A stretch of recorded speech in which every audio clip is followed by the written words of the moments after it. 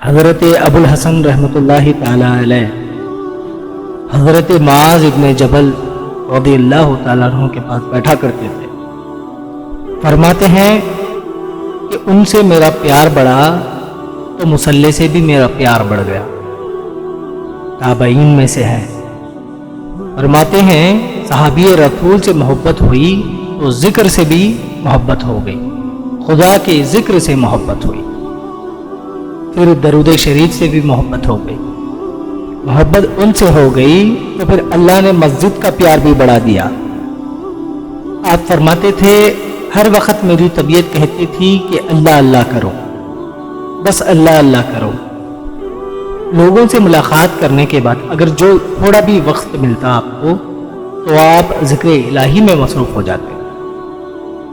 فرماتے ہیں کہ گھر میں میرے بچے تھے 6-7، غربت تھی، مجھے کام کوئی ملتا ہی نہیں تھا، اور میں کام چور نہیں تھا، میں کام ڈھونڈتا تھا لیکن کام نہیں ملتا تھا، اللہ کے قدرت کے کام نہیں ملتے تھے۔ فرماتے ہیں کہ ایک دن میں نے اپنی اہلیہ سے کہا کہ آج میں پھر جاتا ہوں کام ڈھونڈنے کے لیے، تو میری بیوی بڑی فرما بردار تھی، لیکن اس دن غربت کے مارے تنگ آ کے کہنے لگی اگر آج بھی تم خالی ہاتھ آئے تو میں اپنے بچوں کو لے کر مائکے کے پاس چلے جاؤں گی، کیونکہ مجھے بچوں کی بھوک میں برداشت نہیں کر سکتی۔ آج کو 4-5 دن ہو گئے بچوں نے کچھ نہیں کھایا، اگر شام گھر آتے وقت اگر کچھ نہیں لے آئے، خالی ہاتھ لوٹ آئے تو میں اپنے ماں باپ کے پاس بچوں کو لے کر چلے جاؤں۔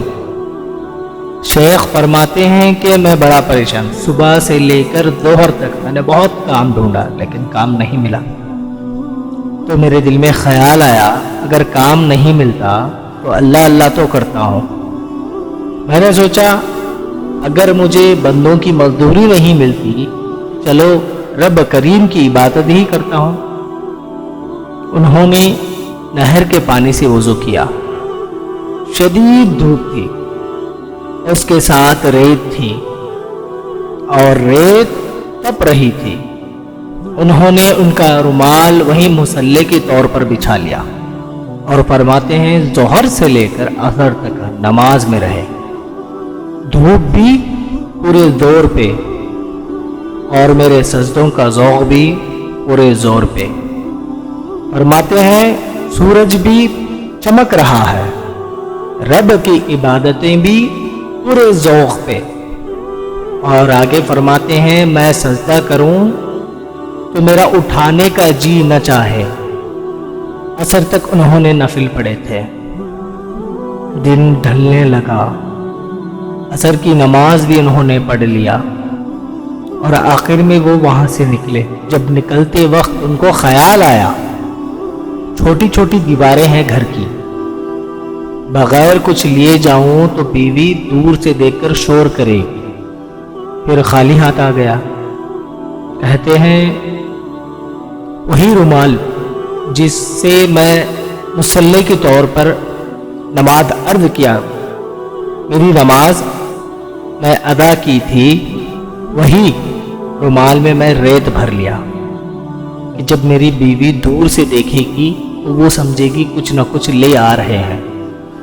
جب میں گھر کے اندر جاؤں گا تو میں جا کے اسے بتا دوں گا کہ آج مجھے مزدوری نہیں ملی، کچھ نہیں ملا تو کم از کم میں ریت ہی بھر لے کے جاؤں تاکہ میری بیوی دور سے دیکھ کر شور نہ کرے، اور جب میں گھر کے اندر داخل ہو جاؤں تو اس کو کہہ دوں گا کہ آج مجھے مزدوری نہیں ملی۔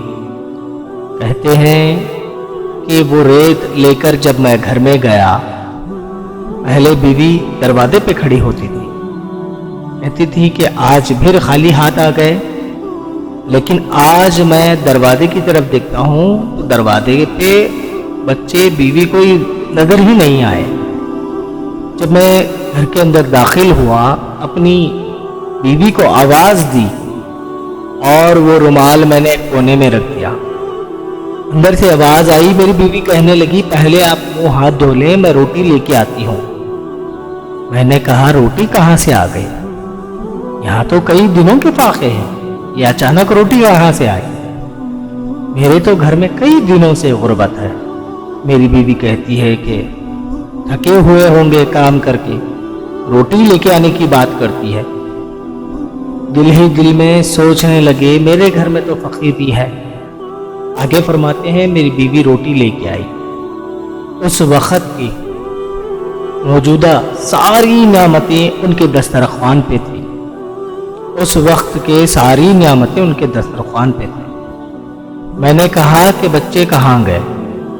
بیوی کہنے لگی وہ کھانا کھا کے کھیلنے گئے ہیں، آپ کھانا کھا لیں وہ آ جائیں گے، جب ان کا کھیل ختم ہو جائے تو وہ خود آ جائیں گے، پہلے آپ کھانا تو کھا لیں۔ میں نے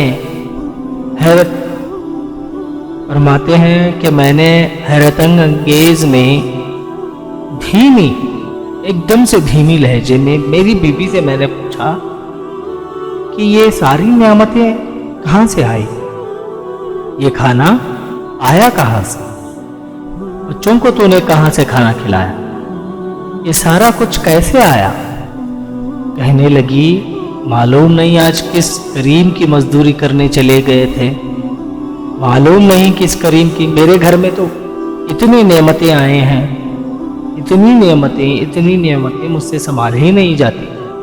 گھر میں اتنا اناج ہے، گھر میں بہت سارا گندم بھی ہے، کس کی مزدوری کرنے آج چلے گئے تھے؟ یہ کہتے کہتے وہ اٹھی اور اٹھ کر کے کہنے لگی پہلے ہی بہت کچھ آیا تھا، اب آتے وقت میں کیا لے کے آئے ہو؟ اور بیوی جا کر کے وہ ریت والا رومال کھولا، کہنے لگے میں تو لے کے آیا تھا ریت، رب نے اسے بھی سونے اور ہیرے بنا دیا تھا۔ جب آپ کی توجہ اللہ کے جانب، جب میرے نبی پاک صلی اللہ تعالی علیہ وسلم نے ارشاد فرمایا ہر چیز اپنے رب سے مانگ، ہر چیز مانگ، ہر چیز۔ صحابہ نے پوچھا یا رسول اللہ کیا کچھ؟ محبوب صلی اللہ تعالی علیہ وسلم نے فرمایا اگر تیرے گھر میں نمک بھی ختم ہو گیا تو نمک بھی رب سے مانگ۔ اور ترمذی شریف میں تو عجیب لفظ درج ہوئے ہیں۔ اللہ رب العزت فرماتا ہے جب میرے بندے ہاتھ اٹھائیں گے مجھے حیا آتی ہے، خالی کیسے لوٹا دو؟ اتنے بڑے بادشاہ سے منہ موڑ لینا۔ اگر لوگوں سے عزتیں تلاش کرتے پھرتے ہو تو لوگ تمہیں کیا عزت دیں گے؟ کل اچھا کہتے ہیں لیکن پرسوں برا کہنے لگ جائیں گے۔ لوگوں کے تعریفوں میں اگر تم آنا چاہتے ہو تو صبح میں تو تمہاری تعریفیں کریں گے لیکن شام ہوتے ہی تمہیں گالیاں دیں گے۔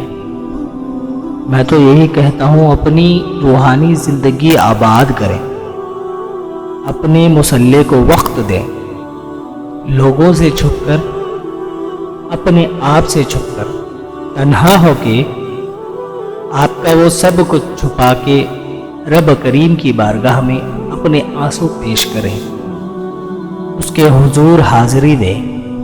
ترمذی شریف میں ایک حدیث آتی ہے نبی کریم صلی اللہ تعالی علیہ وسلم نے ارشاد فرمایا اپنے دکھ لوگوں کے سامنے اظہار نہ کرو، بڑے بڑے لوگوں کو بتاتے نہ پھرنا، دنیا داروں کے سامنے جا کے نہ رونا کہ میں تکلیف میں ہوں۔ فرمایا اگر دنیا داروں کو اپنے دکھ بتاتے ہو دنیا دار کبھی تمہیں غنی نہیں کریں گے اور لوگ الٹا تمہارا مذاق اڑائیں گے۔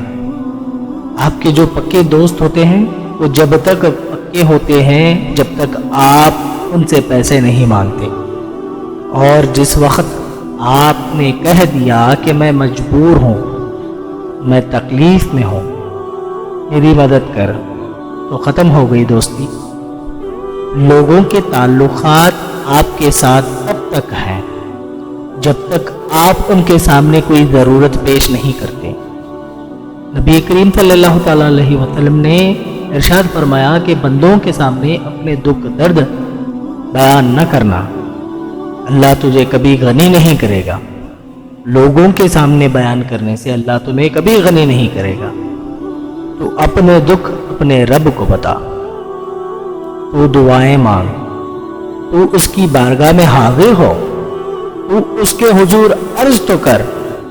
فرمایا تو اپنے دکھ اپنے رب کو بتا، وہ جلدی کرے یا دیر سے کرے ساری دنیا سے بے نیاز کر دے گا، تجھے کسی کا محتاج رہنے نہیں دے گا۔ دنیا داروں سے مانگو تو ناراض ہوتے ہیں، اور رب سے نہ مانگو تو رب ناراض ہوتا ہے۔ جب ہم رب سے نہیں مانگتے تو رب ناراض ہوتا ہے۔